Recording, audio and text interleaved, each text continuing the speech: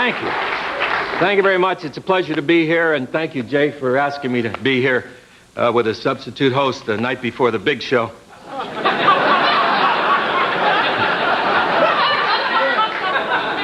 I've been gone 2.5 years, and they say, come on back, it'll be good. So here I am. I'm delighted to be here. And, of course, I'm going to play a song because the piano's here with Doc and the band, and I'd mention the guys by name, but nobody knows who they are.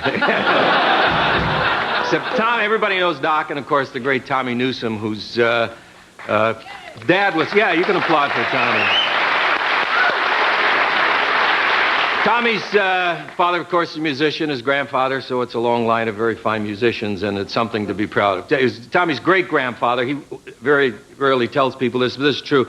His great-great-grandfather, his name is Yonkle, was a pilot in the Air Force, flew for the French during World War II. This is a true story, and shot down the most famous German pilot, and the guy crashed in Paris, and that Red Baron stuff is myth. This is true, man. And they put him in a hospital in Paris. He crashed outside Paris, of course. And Tommy's great-great-grandfather, Yonkle, went to visit him in the hospital. I mean, that's how compassionate the family is, always has been. And he said to the guy, look, I'm sorry I shot you down, man, but war is a drag, and that's the way it is. And I'd shoot you down again if I had to, but I'm sorry you're suffering. And the German pilot said, look, Yonkle, he had his name tag on, you know. He said, I hold no ill feelings, because war is indeed hell, and I would have shot you down. My only regret is I'll never see my fatherland again. And could I ask a favor of you? Well, what's Yonkle going to say? You know, the guy's never going to make it out of there. So he said, anything you want, man.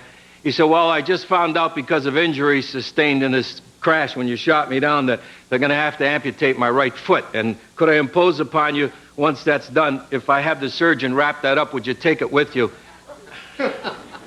And when you fly over Germany again, would you throw it out of the plane and it would rest on my native soil? Well, this great-great-grandfather Yonkle looks at the guy, figure this is weird, but the hell, it's the last request. So he did it, and he came back to visit him. It was about 3 months later. He didn't think the guy would still be alive. And he said, hey, I did as you asked. I hope in some small way with this terrible looming fate before you that your spirits are slightly buoyed. And the German pilot said, well, they would be, Yonkle, except... about 2 hours ago, I just found out from the surgeon I'm unable to arrest the infection in that leg. It looks like they're going to have to cut it off to the knee. And could I impose upon you again to take that piece of anatomy with you, wrapped in gauze, of course, and when you fly over Germany, throw it out with the rest of my native soil? Well, Yonkle figured the guy has gone completely out of it, but maybe it's his last thing he'll ever ask for. So he said, all right, I'll do it. So he did it.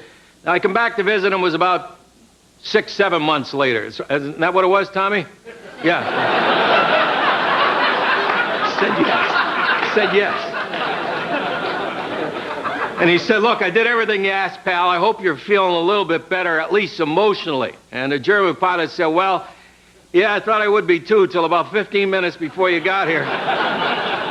The surgeon came in and told me that there's no way they can save that. Now they're going to have to amputate right to the hip. And could I impose upon you once more to take that piece of leg when you... boy, his great-great-grandfather Yonkle said, hold it right there, pal. I'm on to you. You're trying to escape.